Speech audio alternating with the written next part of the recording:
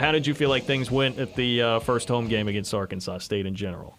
Generally speaking, I thought they went very well. I thought, majority of our fans, paid attention to the social distancing and the face mask, and, were patient with everything. The student section, I thought that's probably the one that I got the most comments on. It looked a little more crowded than it probably really was, but we're going to make some adjustments for the Texas Tech game to spread them out a little bit more. But, for the most part, I thought it went pretty well. Gene, what were the real challenges for your staff to prepare for all of that? I can't really imagine. I'm sure it was trying. It really was. It kind of started with the ticketing into things and just the unknowns, and the ticket staff and the fan experience staff really went through a lot of different iterations to, get tickets out to fans, and, just kind of the different packages. And then when we, didn't hit our number, we went back and offered more packages, and then just getting, they were late getting them out. Obviously, everything was, through, electronic type ticketing situation, and then just the setup and the, preparation of the stadium to, provide social distancing, and, everything from the catering folks to the concession folks to our event staff to our, hospitality groups, just really working through things that just weren't normal. And again, I thought everybody put a lot of extra hours to get there, and for the most part, I thought it went pretty well.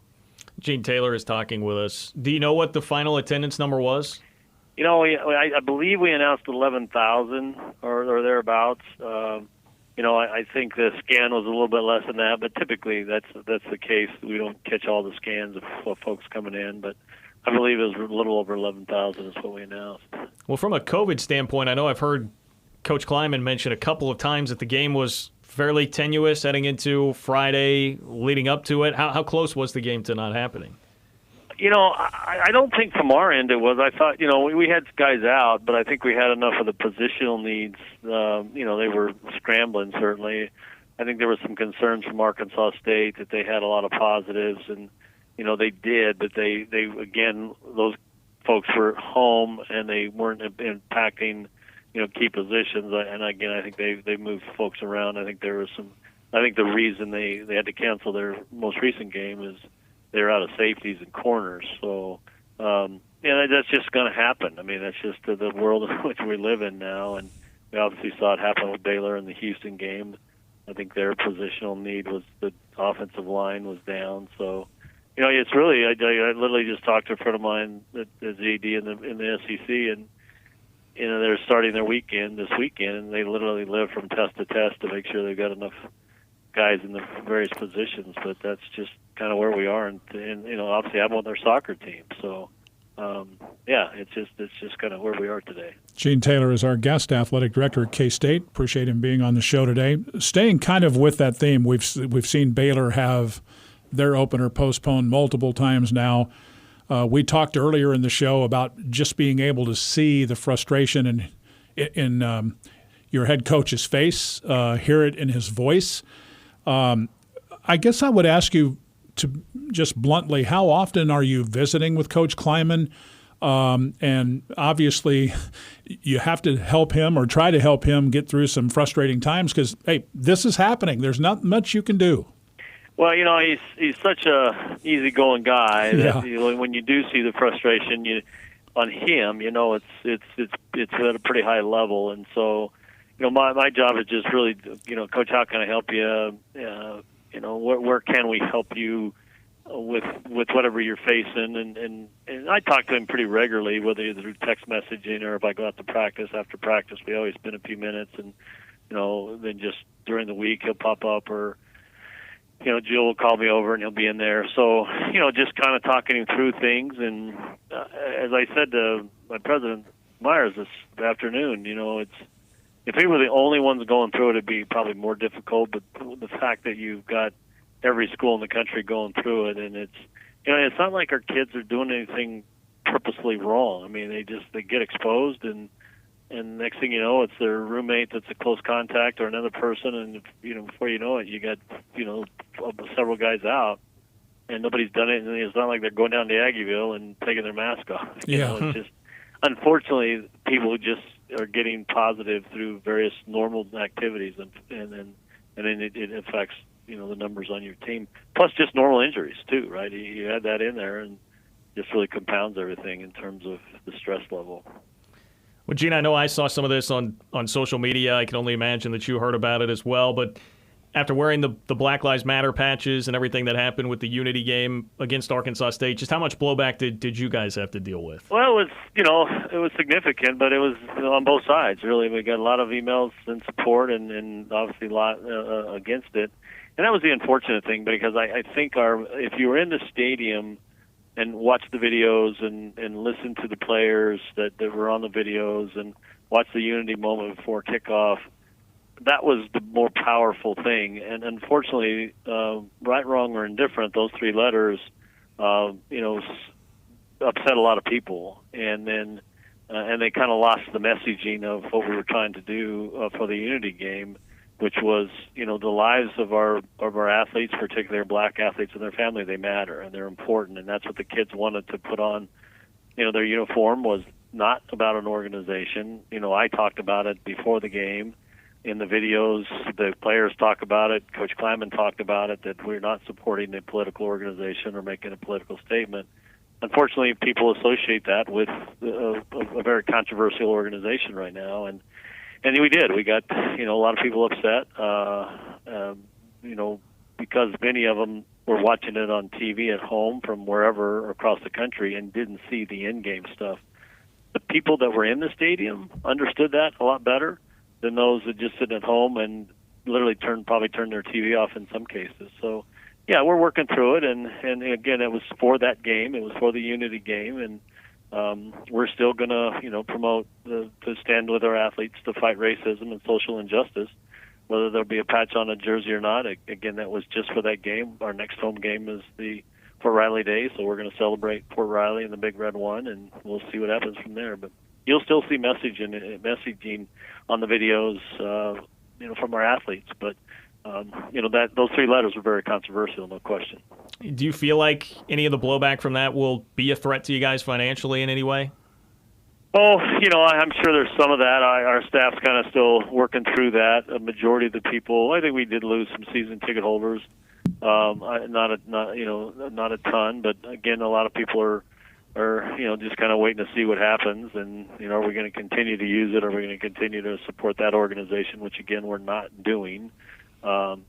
But we'll see. I mean, I think what people I hope are hearing is that our athletes are hurting, and the country's a mess right now in terms of racism and social injustice, and we want to let our athletes know that we're there for them and their families, and that messaging is going to continue. Whether those three letters are part of it, probably not, because it is controversial. But other messaging they may continue to see, like things like unity and family and love over hate and standing together. I mean, they may see those kind of messages either on the shirts that the kids are wearing, or it might be on another patch. Who knows? But I imagine we'll lose a few. But I think most people, they get angry at first, they express it, we respond to them. I mean, I bet I answered both on the good side and bad side over 350 emails, and once you respond and kind of explain it, they go, well, okay, well, thank you for the explanation, kind of thing. But there's still some people that are pretty upset, no question.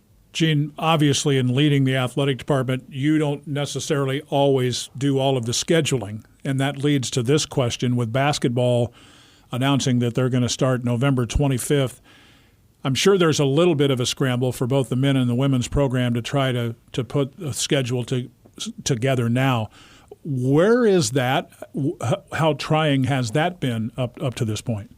Well, it's been kind of sitting on the back burner because, just us trying to focus, not that we didn't care about all the other sports, but we really wanted to get the fall sports up and running, knowing that basketball was talking. And so right now that's just beginning. Once they got that date set, there were some tournaments, like our tournament that was originally going to be in the Bahamas or wherever was going to move to Florida. Well, the dates that they picked for those tournaments is before the 25th, so that is out the window.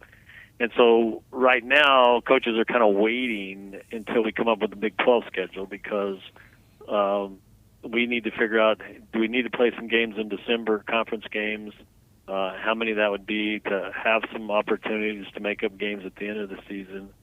So until the Big 12 schedule comes out, we really won't know what options we have from the 25th on. But we will play obviously non-conference games. How we'll do that, we're not sure. Do we bring some teams in and go to a place and play, maybe even here or wherever? But we have to make up, because the other conferences can play conference only and still play a lot of games, where if we play conference only, it's only 18 games, and we need to get up into the minimum or maximum number, which I think is 27. So we're going to have to find non-conference, but the two basketball staffs really work on that. I don't get too involved in it, other than determine what we're going to do with the Big 12 and then go take it from there. Gene Taylor is talking with us kind of along the same lines here. And stick with me. Maybe this is just a harebrained scheme of mine or a theory. But my theory is, after watching the non-conference games here, I feel like you guys as a league are getting unfairly made fun of on social media, or just taking shots for what has happened in the non-conference schedule so far in football.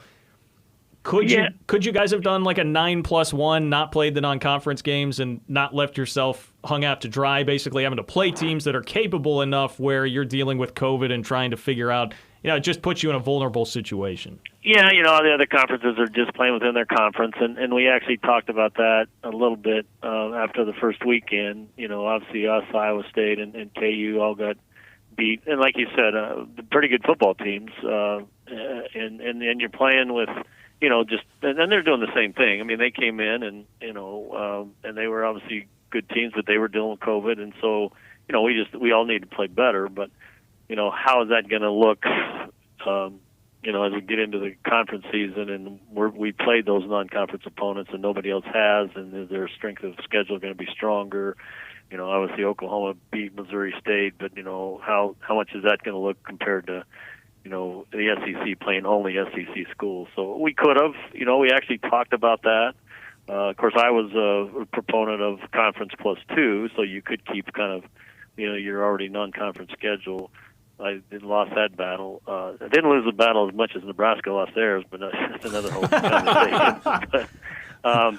But yeah, we could have, and maybe played a conference opponent twice, right? Maybe we would have played, Texas Tech twice, home and away or something. But it is what it is, and we'll deal with it. And we just need to get better and try to go play and beat Oklahoma on Saturday.